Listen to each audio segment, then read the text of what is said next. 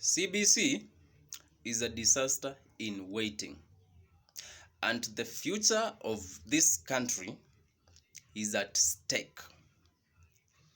And this is because you have allowed your future to be determined by the boomers. Yes, the older generation. You have allowed people with less than 20 years on earth to decide the future of people with more than 80 years to live. Why am I saying this? This is because the current curriculum, the CBC, is discriminatory. Let me use the word classist. Or should I say expensive for the common man, for the common Kenyan. And this is because this curriculum was designed to make sure majority of Kenyans will not be able to get quality education, won't be able to go to see their children through a school.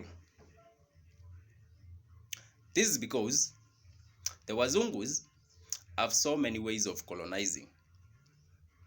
When they realized military power alone is not enough, they had to come up with modern ways of colonialism. And one of them is interfering with your education, your health, your economy, and so many other things.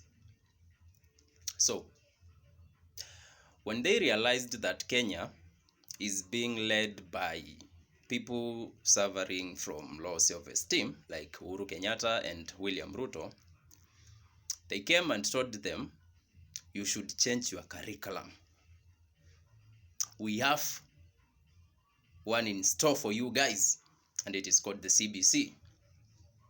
Uhuru, being just another idiot, said yes. And Ruto, being a bigger idiot, said let's continue. So, the people who negotiated for this CBC curriculum are from the older generation. People who do not want to retire. They have been in the education ministry for so long.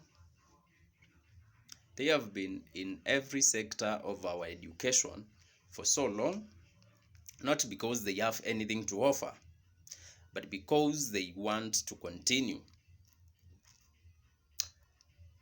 stealing our taxes to finance their expensive lifestyles and treat themselves. And this is at the expense of the Kenyan, the common mwananchi. So guys, there is the grade 9 transition. And in almost all the schools, there are no classrooms. And Ruto said that he cannot take these grade 9 pupils to the secondary schools. This is because he doesn't want to invest in education, he doesn't want to pay teachers, he doesn't want to hire more teachers. In short, he doesn't want to use our taxes to better the education sector.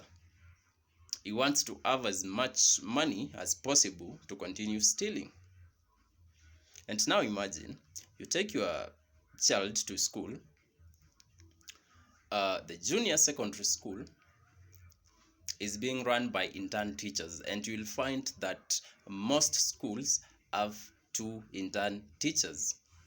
And these two teachers are supposed to teach more than 7 subjects.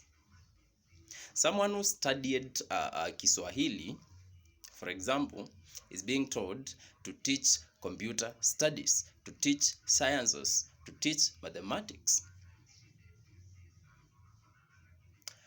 So the results will be this. In the next few years,